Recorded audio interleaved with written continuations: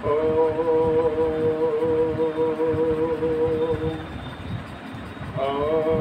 ये आत्मदा बलदा यस्य विश्व उपासते प्रसिसां यस्य देवा यस्य क्षाय अमृतं यस्य मृत्यु तस्मै देवाय हविषा विधेम।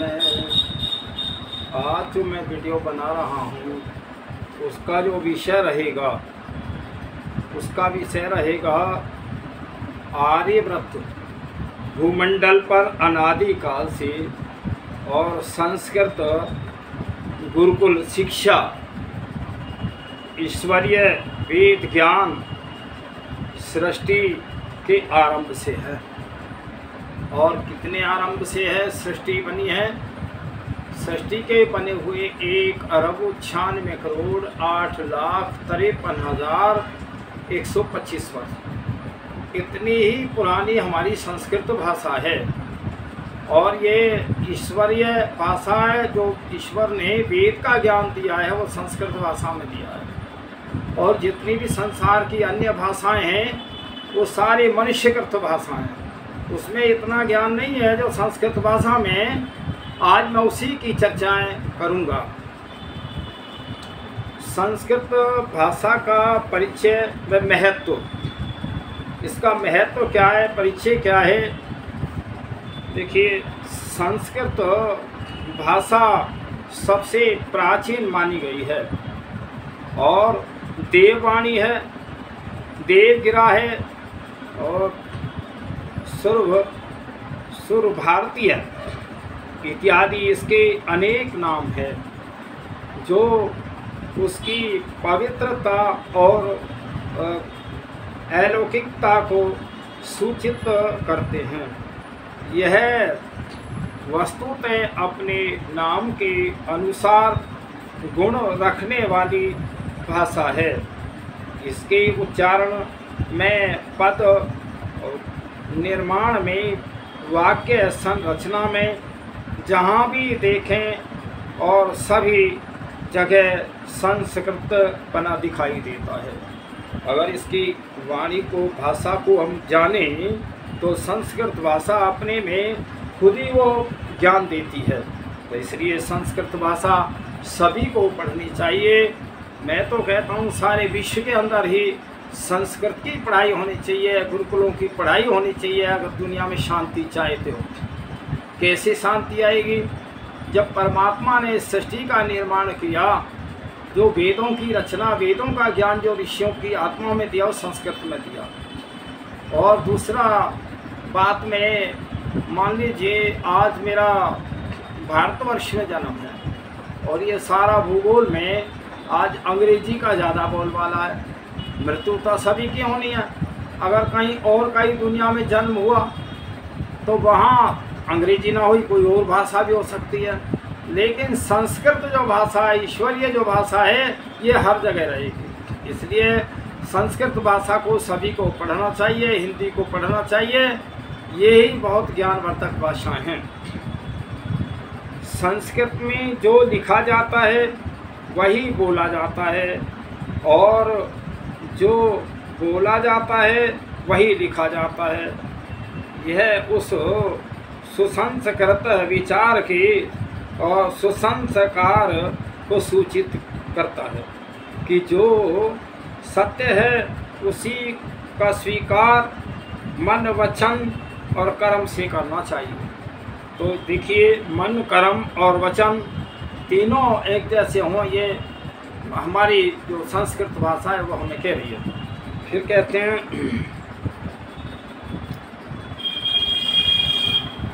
संस्कृत के पद निर्माण में भी इसी प्रकार संस्कार निहित है। संस्कार के और पदों में प्रवृत्ति और प्रत्यय को संयुक्त करने की योजना है और प्रत्यय करने की। प्रकृति अर्थात यह सृष्टि और प्रत्यय अर्थात आत्मा, मानव जीवन तब तक संपूर्ण नहीं बन सकता जब तक सृष्टि और आत्मा का सामंजस्य न हो। अर्थात हम सारे संसार को समझे, आत्मा क्या है, ईश्वर क्या है, ये सारा सिस्टम आपको समझ में संस्कृत से आएगा। तो प्रकृति को भोग का प्रतीक माने और प्रत्यय को योग का, अध्यात्म का तो कहा जा सकता है।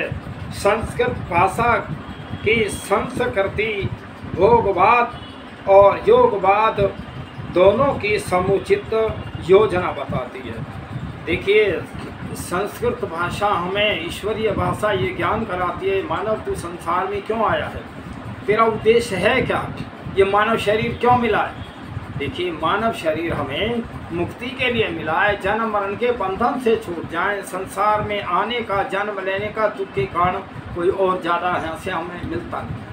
तो लेकिन अगर कहीं हम प्राप्त करें तो मुक्ति है, जो हम इन बंधनों से छूट सकते हैं, और कोई उपाय है ही नहीं। उस परमपिता परमात्मा ने हमें इसलिए मानव जीवन दिया है। ये सारा सिस्टम संस्कृत भाषा वेदों के पढ़ने से आएगा। संस्कृति वाक्य रचना में पद के प्रयोग का कोई खास निश्चित क्रम नहीं है। सब पद अपने आप में और स्वतंत्र हैं, जहाँ चाहे प्रयुक्त होते हैं, परंतु अर्थ की दृष्टि से सभी मिले रहते हैं। यह संरचना व्यवस्था हमें सूचना देती है कि खान पान, रीति रिवाज, निवास व्यवस्था, व्यवसाय इत्यादि के विषय में मानव स्वतंत्र है, परंतु अर्थ अर्थात मानव जीवन के प्रयोजन उद्देश्य के विषय में सब एक हैं, मिले रहते हैं। तो हमारी जो ये संस्कृत भाषा है, इस सबको जोड़ती है, एक समान विचार देती है, और सब हम उस परमपिता परमात्मा के ही तो यहाँ भेजे आए हैं। उसी ने हमें जन्म दिया है, वही हमारा पिता, वही सारी रक्षा करता है, सब कुछ हमें वो देता है। तो उसका जो ज्ञान है संस्कृत भाषा में। मानव जीवन के सभी पहलुओं को स्पर्श करने वाला संस्कृत भाषा का ग्रंथ भंडार संसार की किसी भी भाषा से श्रेष्ठ है। मतलब जितनी दुनिया की भाषाएं हैं वो सारे समाज को एकत्रित नहीं कर सकती। उनमें कहीं अपने अपने धर्म मत की दीवारें लगी हैं कि ये हमारी, वो ऐसा हमारा ग्रंथ कहता है, तो एक दूसरे से द्वेष की भावना है उसमें। संस्कृत में ही किसी के लिए द्वेष नहीं है। हम सब परमपिता परमात्मा के हैं, हम सब उसी के पुत्र हैं और उसी की न्याय व्यवस्था में हैं। संस्कृत भाषा ये कहती है। तो इसलिए ऊंचे से ऊंचे आध्यात्मिक चिंतन के ग्रंथ इसमें लिखे गए हैं और जिनका यश समस्त भूमंडल में फैला हुआ है। तो देखिए, यह संरचना व्यवस्था में हमें सूचना देती है कि हमारा खान पान, आचार विचार सब एक हो, और मानव स्वतंत्र है, परंतु तो इसलिए हमें ये संस्कृत भाषा को अवश्य ही पढ़ना चाहिए। संस्कृत में यह शिष्टता है कि सूत्र शैली में ग्रंथ लिखा जा सकता है, और कहीं कोई ऐसी भाषा है ही नहीं। जो परमात्मा ने सारे विश्व के लिए भाषा संस्कृत दी है। दर्शन शास्त्र, व्याकरण शास्त्र, अलंकार शास्त्र के कई ग्रंथ और छंद शास्त्र इत्यादि अनेक ग्रंथ सूत्र शैली में हैं, और इसमें बहुत ही कम शब्दों का प्रयोग करके और अपनी बात कही जाती है। संसार की अन्य कोई ऐसी भाषा नहीं है जिसमें इस शैली को देखा जा सके। तो इसलिए क्योंकि संसार की अन्य जो भाषाएं हैं वो मानवकृत हैं, मनुष्यों की बनाई भाषाएं, ये ईश्वरकृत है। ईश्वर तो सारी दुनिया के लिए समान मात्र, सबको एक सा ज्ञान, एक सा न्याय, सारी व्यवस्था है उसकी। और जहाँ हमारे कहीं अंग्रेजी, उर्दू, संस्कृत और बहुत सारी जो भाषाएं हैं वो सब मनुष्यकृत हैं, अपने देश और अपनी सीमा तक हैं। तो फिर संस्कृत का शब्दकोश इतना समृद्ध है कि मानव के हृदयगत किसी भी भाव को पूर्णतया और दूसरे मानव के हृदय तक पहुंचाया जा सकता है। वो नव्य न्याय की शैली से किसी भी वाक्य का चरम अभिप्राय क्या हो सकता है, यह बताया जा सकता है। इस प्रौढ़ शैली का आविष्कार संस्कृत की देन है, जो आधुनिक जमाने में कंप्यूटर के लिए अतीव उपयोगी सिद्ध हो रही है। तो फिर भविष्य में कंप्यूटर के लिए संस्कृत मीडिया लैंग्वेज के रूप में उपयोग की जाने लगे तो उसमें कोई आश्चर्य नहीं है। देखिए, आज कंप्यूटरों में है, लेकिन हम अगर आम भाषा में संस्कृत को बोलना सीख लें, पढ़ना सीख लें, तो वास्तव में सारे विश्व का कल्याण हो जाएगा। एक सूत्र में सारे जो है, एक विचार में सारी दुनिया के लोग आ जाएंगे। फिर तुम्हें देखिए, आज जो शस्त्रों की और बम्बों के एटम रॉकेटों की लड़ाई है, उसकी क्या आवश्यकता। जब हमारे विचार सही हो जाएं, हम न्याय व्यवस्था में आ जाएं, ईमानदारी में आ जाएं, तो इन शस्त्रों की आवश्यकता क्या है। देखिए, शस्त्र तो बनाने के बहुत कारखाने लगे हैं, लेकिन गुरुकुल बनाने के कारखाने ना लगे। जिसमें मनुष्य सही बनता है वो कारखाने नहीं हैं, वो कारखाना केवल गुरुकुल का है, जहाँ सही जो है शिक्षा मिलती है और जीवन का उद्देश्य होता है। फिर आता है संस्कृत सुभाषितावली है। देखिए, किए गए शुभ या अशुभ कर्म का फल अवश्य भोगना पड़ता है। ये संस्कृत भाषा कह रही है, और में कोई नहीं सिखाया जाता। और किया कर्म बिना भोगे करोड़ों वर्ष तक भी मिटता नहीं। ये संस्कृत भाषा का वो है। लेकिन आज अगर इतना और भाषाओं में जान जाते लोग, तो ये अपराध इतना नहीं बढ़ता। इस संसार में दिन प्रतिदिन प्राण मृत्यु को प्राप्त होते हैं, किंतु जो अभी जीवित हैं वे तो स्थायी रूप से जीने की लालसा पाले हुए हैं। और इससे बड़ा आश्चर्य है क्या होगा। ये इतना ज्ञान, आध्यात्मिक ज्ञान संस्कृत से मिलेगा कि जो हम इस संसार में भाई क्यों आए हैं, क्या करना है, और हम कितना देर जिएंगे, और लोग मर भी रहे हैं, लेकिन हमें फिर भी ध्यान नहीं हो रहा। तो इसलिए मन, वचन, शरीर और कर्म के द्वारा पराये पदार्थों को हत्याने की इच्छा न होना ही अस्तेय है। मतलब हम कहीं की चोरी ना करें, दूसरों के लूटें नहीं, और तो इसलिए ये हमारी वैदिक संस्कृति कह रही है। फिर आलस्य, नशा करना, मोह, चंचलता, गप्पे लगाना, जड़ता, अभिमान और त्याग का अभाव, ये 7 दोष पर्याय विद्यार्थियों में आ जाया करते हैं। जो विद्या चाहें उन्हें इनको त्याग देना चाहिए। तो विद्यार्थी को आलस्य और नहीं करना चाहिए, मोह, नशा इत्यादि गप्पे नहीं लगाने चाहिए, तो तब विद्या पढ़नी आएगी।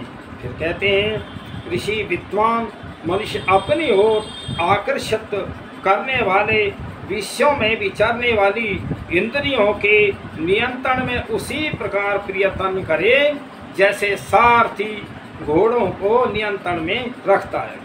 कितनी बढ़िया ये महर्षि मनु कह रहे हैं कि हम अपनी इंद्रियों को इस तरह नियंत्रण में रखें जैसे गाड़ी चलाने वाला ड्राइवर जो स्टीयरिंग को, ब्रेक को अपने इसमें रखता है, कहीं गलत दिशा में नहीं जाने देता।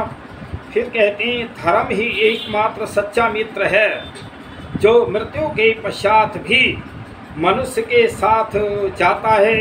अन्य सब कुछ तो शरीर के साथ ही नष्ट हो जाता है। देखिए, ये महर्षि मनु कह रहे हैं। जो आज महर्षि मनु को गलत बताते हैं, उनकी कितनी विचारधारा है, वो कितने ऋषि थे, और सबसे प्रथम राजा थे महर्षि मनु। फिर महर्षि मनु कहते हैं क्षमाशील मनुष्य में एक को छोड़कर अन्य कोई दोष नहीं माना जाता है, और वह एक दोष यह है कि क्षमाशील मनुष्य को लोग निर्मल समझते हैं। जो किसी के अपराध को क्षमा करके सहनशीलता में हो जाए, एक दोष है कि वो उसको डर गया या कायर है, लेकिन शांति बहुत मिलती है। और लड़ाई झगड़ा करने में जीवन नष्ट हो रहे हैं, अशांति हो रही है, हमारे जीवन बर्बाद हो रहे हैं। ये देखिए, सब महर्षि मनु कह रहे हैं। इस कर्म के करने से मुझे क्या फल मिलेगा और क्या न करने से फल मिलेगा, इस प्रकार अच्छी प्रकार विचार करके ही मनुष्य उस कर्म को करे अथवा न करे। कितनी अच्छी हमारी वैदिक संस्कृति हमें ज्ञान दे रही है, वेदों का ज्ञान है ये सब। फिर कौन जानता है कि आज किसकी मृत्यु का समय उपस्थित होगा। अतः मनुष्य युवावस्था से ही धार्मिक बने, क्योंकि यह जीवन निश्चय ही अनित्य है। भाई जीवन का तो कोई भरोसा ना, मैं कल रहूं ना रहूं, लेकिन जैसे जैसे जवानी बचपन इसमें हम बहुत कार्य धर्म कार्य विद्या को ग्रहण करना जवानी में करना, बुढ़ापे में नहीं होता। जब बुढ़ापे में शरीर ही कष्ट देता है तो आप कहाँ ज्ञान प्राप्त करेंगे। यह धन संपत्ति चंचल है और प्राण जीवन तथा यौवन भी चंचल है। फिर इस चल तथा अचल वस्तुओं वाले संसार में एक धर्म ही निश्चल है। जो हमारे धन संपत्ति ये निश्चित नहीं है, अनिश्चित है, और शरीर भी निश्चित नहीं है, जवानी भी निश्चित नहीं है, तो फिर निश्चित क्या है? निश्चित है धर्म। जो आत्मा से धर्म कार्य किए जाते हैं या जाति किए जाते हैं, सुबह शाम परमात्मा की प्रार्थना उपासना की जाती है, वेदों को पढ़ा जाता है, वेद का ज्ञान दिया जाता है, उस वो जो धर्म है वो जीव आत्मा के साथ जाता है, अगले जन्म में भी प्रवेश कर वो गुण रहते हैं। फिर आता है दुखों से किसका मन खिन्न नहीं होता और सुखों में किसकी लालसा नहीं रहती है, और जिसमें राग भय और क्रोध नहीं है वह मननशील व्यक्ति स्थिर बुद्धि वाला कहलाता है। मतलब जो एक ज्ञानवर्तक बुद्धिमान होते हैं, ना तो वो अधिक दुख में घबराते न सुख में ज़्यादा प्रसन्न होते हैं, ये विद्वानों का लक्षण है। न क्रोध करते, स्थिर बुद्धि रहती है। फिर आता है धैर्य, क्षमा, सहनशीलता, दम, मन को वश में कर रखना, अस्तेय, सोच, पवित्रता, इंद्रियों को वश में रखना, बुद्धि का विकास और विद्या, सत्य और क्रोध न करना, ये 10 धर्म के लक्षण। देखिए जो धर्म को समझें वो धैर्य रखें, क्षमा करें, दम अपनी वो ज़्यादा बड़ाई भी ना मारे, मन को वश में रखें, अस्तेय किसी की चोरी ना करें, सोच पवित्र इंद्रियों को वश में रखना, बुद्धि का विकास करना, ये जो सत्य और क्रोध में करना, ये 10 लक्षण धर्म के। फिर महर्षि कहते हैं धर्म, अर्थ, काम और मोक्ष, इन चारों का निरोगता, स्वास्थ्य ही मुख्य आधार है। उस स्वास्थ्य के अपहरणकर्ता रोग हैं और ये रोग मनुष्य के कल्याण और जीवन के भी अपहरता हैं। कितना अच्छा हमारे ऋषि कह रहे हैं, जो हमें धर्म अर्थ और काम मोक्ष प्राप्त करना है वो केवल जब स्वस्थ शरीर होगा तभी हो सकता है। बीमार शरीर हो तो ये जो रोग है ये मनुष्य का कल्याण नहीं होने देते। ये जो है ये हमारे दिमागी रोग में रहेगा, मन वहीं रहेगा, तो अच्छी बात कहाँ हम समझ पाएंगे। तो इसलिए ये मैं वेदों की बातें कह रहा हूँ, संस्कृत की बातें कह रहा हूँ, ऋषियों की बातें कह रहा हूँ, परमात्मा के ज्ञान की बात कर रहा हूँ। फिर आया है शरीर की वृद्धि, चमक, तेज, सब अंगों की सुडौलता, जठरा अग्नि की तीव्रता, आलस्य का अभाव, स्थिरता, हल्कापन, निर्मलता, परिश्रम, थकावट, प्यास, गर्मी, सर्दी, इनको सहने की शक्ति और उत्तम स्वास्थ्य, ये सब लाभ व्यायाम से मिलते हैं। देखिए कल बहुत अच्छा योग दिवस रहा है और बहुत सारे विश्व के अंदर ये स्वामी रामदेव की देन है कि उन्होंने इतना मेहनत करके और सारे विश्व में जो अपनी पहचान बनाई। वैसे भारत तो वर्ष तो प्राचीन के ये हमारे कर्मी जो बीच में छूट गए और ये इनको लगभग 5200 वर्ष ये हमारी वैदिक संस्कृति का पतन होते होते और हमारा ये पतन।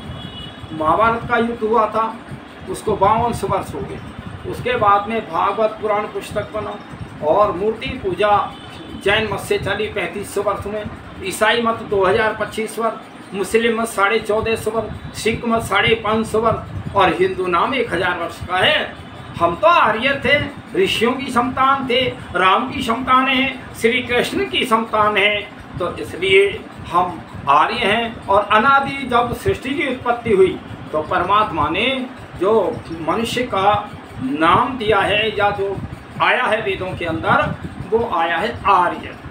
आर्य और अनार्य दो प्रकार के मनुष्य सृष्टि के अनादिकाल से आए, क्योंकि विद्वान भी होते हैं तो मूर्ख भी हैं।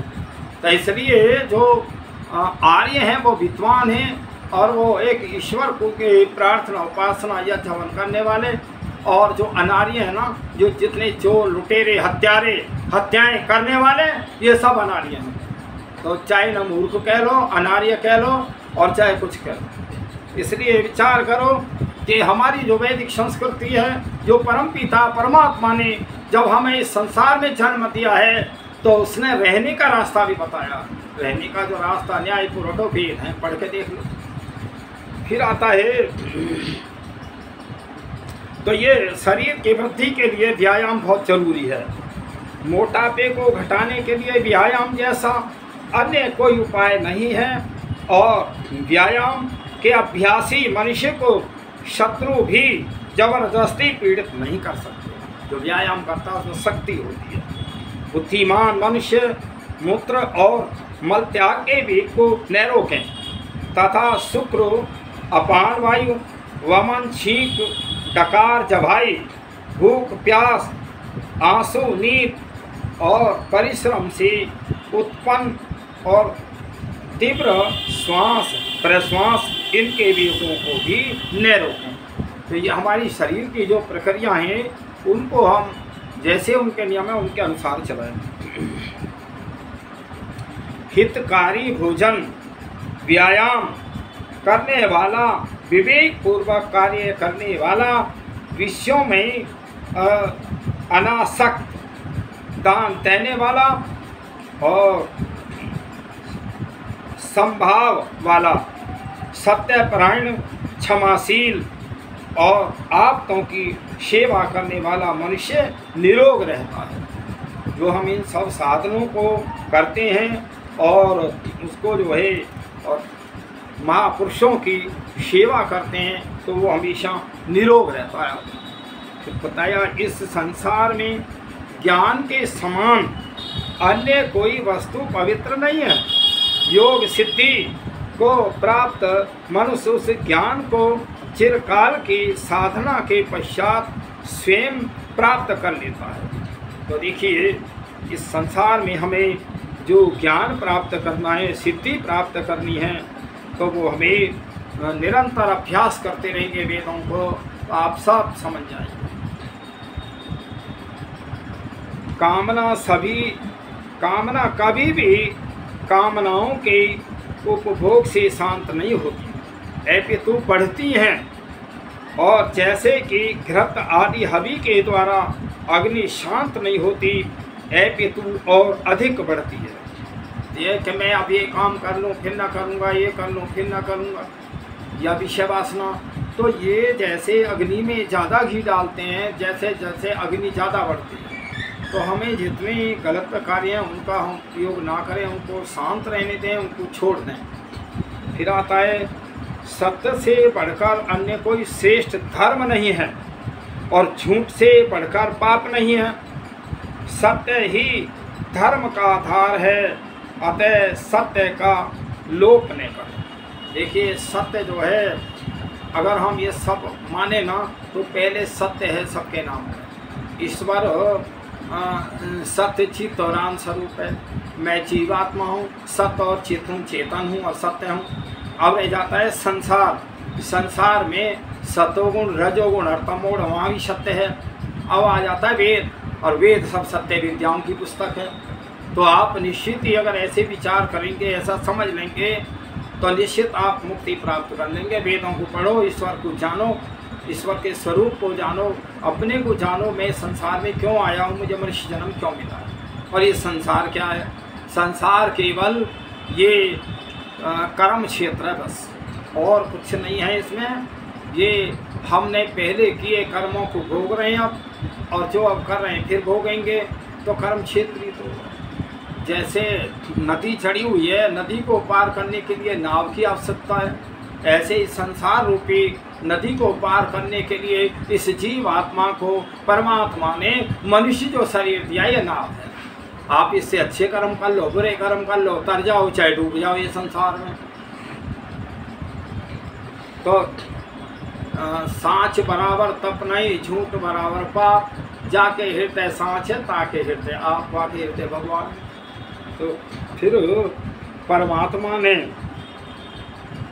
परमात्मा ने इंद्रियों को बहिर्मुख बनाया है, अतः इंद्रिया अधीन जीवात्मा बाहर की ओर ही प्रवृत्त होता है और अंतर आत्मा की ओर नहीं। कोई बिरला ही धीर पुरुष मुक्ति की कामना करता हुआ चक्षु आदि इंद्रियों को रोककर अपनी अंतर आत्मा को की ओर अभिमुख करता है। देखिए परमात्मा ने इंद्रियां हमारी बाहर सब देख रही हैं और जीवात्मा अंदर है, और परमात्मा भी जीवात्मा के साथ में वो भी परमात्मा व्यापक है। तो देखिए जैसे जैसे हमारी इंद्रियां ये देखती हैं तो मन वचन उसमें बनता है। तो इसी प्रकार तब जो है जीवात्मा वो आदेश करता है, इंद्रियों के माध्यम से जीवात्मा देख रहा है। तो इसलिए हमें कभी भी कोई गलत कार्य ना करें, अच्छे कार्य करें। परमात्मा हमें देख रहा है, वो कण कण में व्यापक है। हे राजन, पुत्र, स्त्री, सुख और धन से वियुक्त और भारी विपत्ति में निमग्न व्यक्ति के लिए धैर्य ही कल्याणकारी। देखिए सारा संसार लुट पिट जाए तो उसमें हमें धैर्य ही रखना बहुत जरूरी है। तो धैर्य ही हमें रखना चाहिए कि इसके अग्रभाग के 100 टुकड़े किए जाएं और उनमें से एक के फिर 100 टुकड़े किए जाएं, अर्थात कि इसके सूक्ष्म अग्रभाग के 10,000वें भाग के समान सूक्ष्म जीव आत्मा है, परंतु वह सामर्थ्य में प्रबल है। देखिए यहाँ परमात्मा वो जीव आत्मा आँखों से नहीं दिखाई देता। यहाँ कह रहे हैं ऋषि लोग, जो हमारा बाल का अगला सिरा है उसका 1000 टुकड़े करे जाएं, उससे भी सूक्ष्म जो है जीवात्मा है, और जीवात्मा से भी सूक्ष्म परमात्मा है। वो आँखों से देखने का विषय नहीं है। वो सारे संसार में जो गति हो रही है, मेरे शरीर में गति हो रही है, संसार में गति हो रही है, वो परमात्मा की है, मेरे शरीर में जीवात्मा की है। तो फिर मृत्यु होने पर बंधु बांधव मृतक के शरीर को काठ अथवा पाषाण के समान शमशान भूमि में त्याग कर और मुख फेर कर अपने घर चले आते हैं। केवल धर्म ही उस मृतक के आत्मा का अनुगमन करता है। कितना कितना हमारे ऋषि कह रहे हैं, जिस परिवार को हम चोरी का माल, रिश्वत का माल और बहुत सारे ठगी का माल और फेरा फेरी का माल जिस परिवार को खिलाते हैं, वो परिवार तुम्हारे कर्म में पाप में सम्मिलित नहीं होता।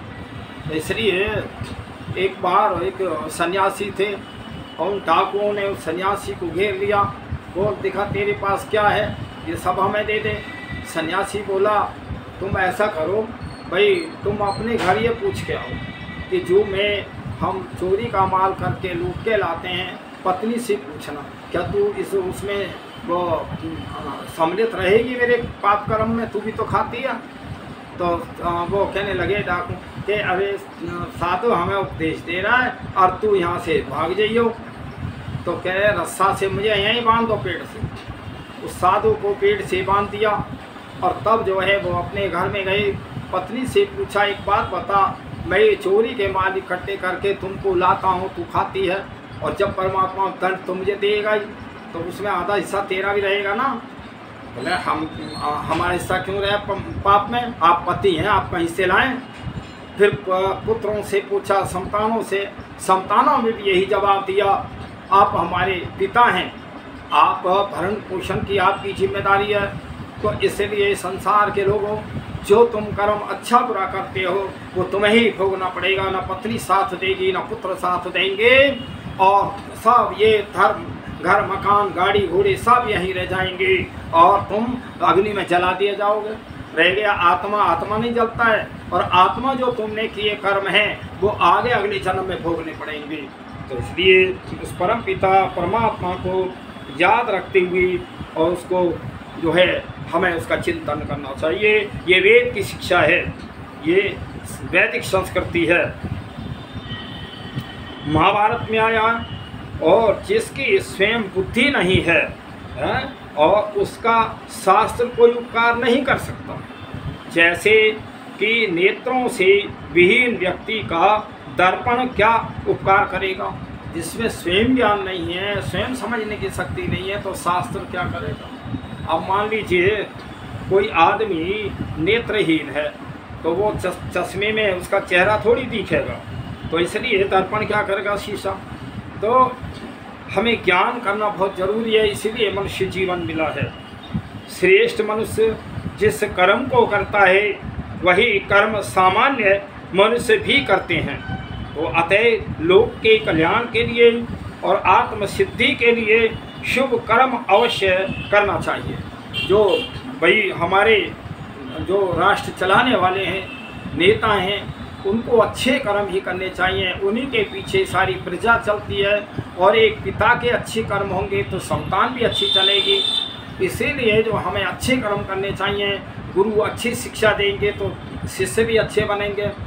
तो इसलिए कभी हमें गलती ना करें बड़े लोगों को। तो जिसके शरीर में वात, पित्त, कफ, ये तीनों तो सम उचित मात्रा में रहते हैं, समान में रहते हैं, और जिसकी जठरा अग्नि सम रहती है, जिसकी रक्त मांस आदि धातुएं और उचित परिणाम में अवशिष्ट रहती हैं, जिसके शरीर में मल निकासन की क्रियाएं सम हैं, जो सदा प्रसन्न आत्मा, इंद्रियों और मन से युक्त है, वह स्वस्थ कहलाता है। ये स्वस्थ मनुष्य के लक्षण हैं। फिर ये आत्मा सत्य, तप और सत्य ज्ञान और सतत ब्रह्मचर्य से प्राप्त किया जा सकता है। देखिए, मुख्य जो इस शरीर की हमारी मेन शक्ति है वो ब्रह्मचर्य है। यह आत्मा शरीर के अंदर ज्योतिर्मय तथा विशुद्ध रूप में स्थित है, और जिसे सर्व दोषों से रहित सन्यासी अथवा संयमी लोग ही साक्षात्कार करते हैं। जो हमारे साधु सन्यासी हैं, साधना में बैठते हैं, इन विषयों पे विचार करते हैं, वही जो असली लाभ जीवन का वही देते हैं। हम तो वैसे ही शरीर को बर्बाद कर देते हैं। फिर मनुष्य सत्य बोले, प्रिय बोले, ऐसा सत्य न बोले जो अप्रिय हो, और ऐसा प्रिय वचन न बोले जो असत्य हो। यही सदा से चला आ रहा है धर्म है। तो मैं अभी जो वैदिक संस्कृति की बात कर रहा, वेदों की बात कर रहा, तो ये मैं धर्मयुक्त बातें कह रहा हूँ, ये वेदों की बातें। इसमें कहीं किसी के लिए भी पक्षपात बिल्कुल भी नहीं है। कोई अपना तेरा छोटा बड़ा का कोई सवाल ही नहीं है। वो तो परमात्मा का ज्ञान है, सबके लिए समान है। सभी प्रकार की शुद्धियों में धन संबंधी शुद्धि सबसे मुख्य है, और जो मनुष्य धन के विषयों में शुद्ध है और वही शुद्ध है, मिट्टी और जल से शुद्ध हुआ, यथार्थ में शुद्ध नहीं है। तो देखिए, जो हम धन कमाते हैं, मुक्ति के जो चार वो हैं, धर्म, अर्थ, काम और मोक्ष। जो धर्म के अनुसार हम धन कमाएं और धर्म के अनुसार धन कमाए हुए के धर्म कार्यों में लगाएं, मुक्ति आपको मिलेगी। फिर आपका है कहाँ बंधन। जब आपने धर्म से धन कमाया और कमाए हुए धन को धर्म में खर्च किया, मुक्ति मिलेगी आपको।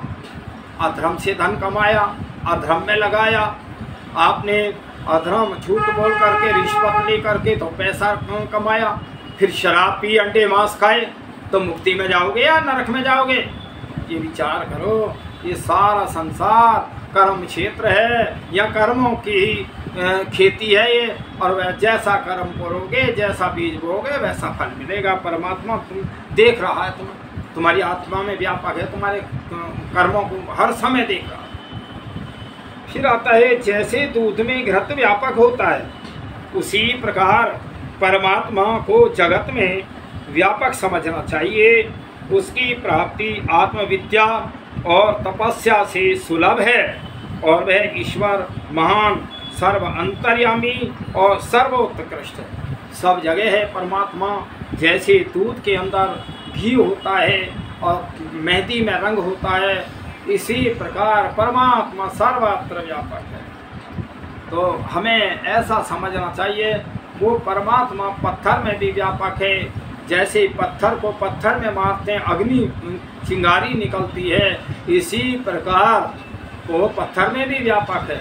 और जितने भी ये पदार्थ हैं, अग्नि, जल, वायु, आकाश और पृथ्वी, इनमें अपनी शक्ति ही नहीं है, न सूर्य में अपनी शक्ति है। परमात्मा सूर्य में व्यापक है, अग्नि में, जल में, सब में व्यापक है। उस परम पिता परमात्मा की शक्ति काम कर रही है, ये ईश्वर का दर्शन है। जो शुद्धि शोधन दो प्रकार का कहा गया है, बाहर का और भीतर का। मिट्टी और जल से बाहर की शुद्धि होती है, जबकि भावों को शुद्ध रखना अंदर की शुद्धि है। अंदर की शुद्धि क्या है? हम अपने विचारों को सही रखें, वेदों को पढ़ें और ऋषि मुनियों से हम शास्त्रार्थ करें, विचार करें, उनके सत्संग में बैठें, तो अंदर की शुद्धि हो जाएगी। और बाहर की शुद्धि तो हमारी मिट्टी से, जल से, साबुन से ये सब हो जाती है। तो अंदर की शुद्धि बहुत वो ज्ञान से होती है। तो इसलिए ज्ञान प्राप्ति के लिए वेदों से अच्छा कोई दुनिया में और ग्रंथ किसी ने नहीं बनाया। वेद तो सीधे परमात्मा का ज्ञान है, उससे ज्ञानी और कौन हो सकता है संसार में। फिर आता है मनुष्य जितेंद्रिय बने और विषम, अनियमित तथा अहितकारी भोजन से उत्पन्न होने वाले रोगों और उनसे प्राप्त कष्टों का विचार करके सदा निर्धारित समय पर हितकारक और मात्रा में भोजन करने का अभ्यासी बने। भोजन करते वक्त हमें ये विचार करना चाहिए, आज मेरी शरीर की स्थिति क्या है, उसके अनुसार हमें भोजन लेना चाहिए। अब मेरे शरीर में तो दर्द है और भोजन में मैंने दही खा ली, गोभी इत्यादि बाकी चीज़ें खाई तो दर्द और बढ़ जाएगा। अगर हम इसको रोकने के लिए अदरक हैं, मेथी हैं और गर्म चीज़ें लेंगे तो दर्द कम हो जाएगा। इस प्रकार हमें पहली शरीर की अवस्था को जानना चाहिए, फिर हमें उसी प्रकार भोजन करना चाहिए। शरीर को धारण करने वाले 3 उपस्तंभ हैं, भोजन, निद्रा और ब्रह्मचर्य। जो हमारा शरीर है ये 3 शक्तियों से चल रहा है, इन पे ध्यान करना चाहिए। अभी मैं भोजन की बात कह रहा था, जैसी मेरी भूख है, जैसा मेरा काम है, वैसा तो मुझे भोजन करना चाहिए, जैसी मेरी पाचन क्रिया है। दूसरे में आता है निद्रा। हम रात में नींद पूरी लें। देखिए, दिन में किसी से लड़ाई झगड़ा, कैसे कर्जा लेना, वो ठीक नहीं। वो रात में जब नींद नहीं आती है तो वो चिंतन करते रहते हैं, भाई वाका पैसा कहाँ से दिया जाएगा, उससे झगड़ा हो गया, आप क्या करें, तो आपकी नींद खराब हो जाएगी। इसलिए नींद को पूरा लेना चाहिए। हम किसी से कर्जा भी ना लें, जितना हमारी आमदन है उसी में अपना खर्चा चलाएं और झगड़ा भी ना करें। और लड़ाई झगड़ा जो है वो अंत में तो बहुत विनाश की जड़ हो जाती है। फिर आता है ब्रह्मचर्य।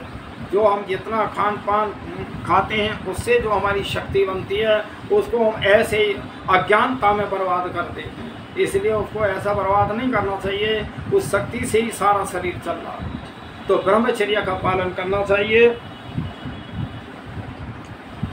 श्रद्धा से ही धर्म सिद्ध किया जाता है, बड़ी बड़ी धन संपत्तियों से नहीं।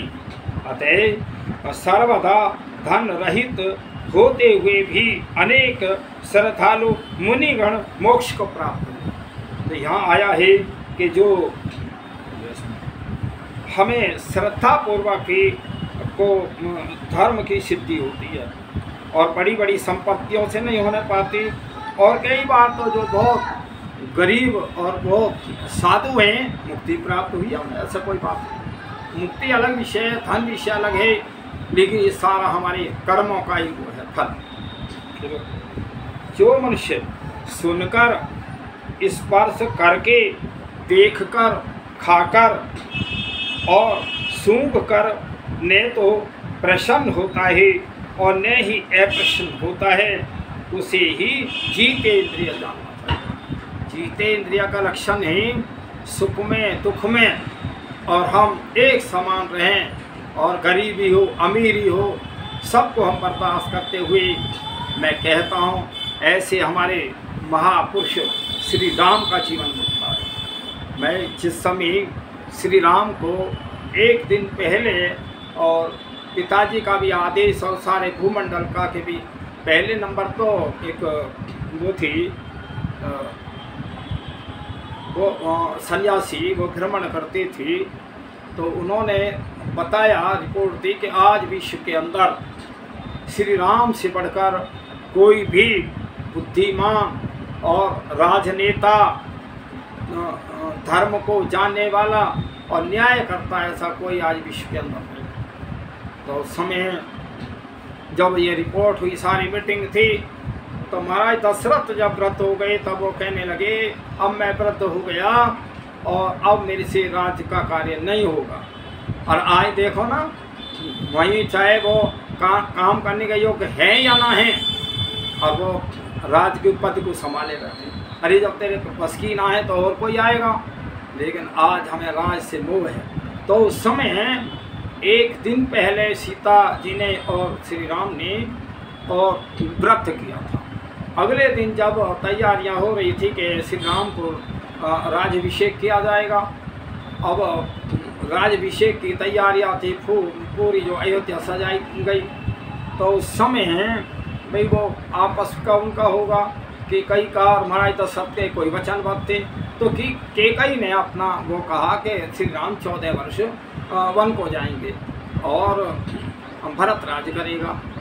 तो उस समय कई मनुष्यों की और भी विचारधारा, ऐसा नहीं है कि राम को वन में भेजना ही चाह रहे थे, क्योंकि घर में रहते हुए तो और गृहस्थ में पढ़कर वो कार्य नहीं होगा। तो जितना उस समय बहुत दुष्ट और राक्षस जो बहुत ज़्यादा था, आज भी राक्षसों की कमी नहीं है। मैं कहता हूँ आज फिर राम की आवश्यकता है। अरे राम जैसे बनो, राम के मंदिर से लाभ नहीं होगा, न राम के राम राम कहने से लाभ होगा। मैं तो जब राम का मूर्ति का शिलान्यास हुआ था तब मैंने कहा सारे जितने भारत और दुनिया के मंदिर हैं सब से सारी मूर्तियाँ हटा दो, केवल राम की मूर्ति हो, रामायण हो, और उसमें रामायण हो, महाभारत हो, गीता हो, वेद हो, महर्षि दयानंद के ग्रंथ हों, और उसमें विद्वान होने चाहिए इन मंदिरों में। मैं तो कहता हूँ जितने भी सारी जो चाहे मस्जिद हैं, गिरजाघर हैं, मंदिर हैं, सब में विद्वान होने चाहिए और वेदों की पुस्तकें होनी, शांति हो जाएगी, विश्व में ताले ही नहीं लगेंगे। तो देखिए उस समय जब राम को राज्य की तैयारियां थी और जाना पड़ा वनवास, उस समय ऋषि मुनियों ने राम के चेहरे को देखा, एक समान था, न प्रसन्नता थी न दुख था। तो ये है, ऐसा हमें अपने जीवन का होना चाहिए। संसार की वस्तुएं आती जाती रहती हैं, दुख सुख आते जाते रहते हैं, हम समान स्थिति में एक समान रहें। तो देखिए मैं सभी से प्रार्थना करता हूँ, करबद्ध प्रार्थना कर रहा हूँ, आप वेदों को अवश्य पढ़ें। वेद तो ऐश्वर्य ज्ञान है, सबको सारे संसार को एक सूत्र में बांधने वाला ग्रंथ है। वेदों को पढ़ें, ऋषियों को पढ़ें, और मैं परमपिता परमात्मा से कहता हूँ, और बहुत विनाश की तरफ संसार जा रहा है। हे प्रभु, आपका बनाया हुआ ये संसार और विनाश में जा रहा है, सबकी आत्मा में आप व्यापक हैं, सब आप वेद का ज्ञान दें और वेदों को सब पढ़ें, ऐसे सबकी बुद्धि ठीक हो जाए, जिससे ये सारे राष्ट्र में जो हाहाकार मचा हुआ है, अशांति है, और कहीं निर्बलों और निर्दोषों पे अत्याचार हो रहा है, ये सब शांति हो। हे प्रभु, मैं आपसे प्रार्थना कर रहा हूँ, मेरी प्रार्थना स्वीकार करो, स्वीकार करो, स्वीकार करो। ओम शांति।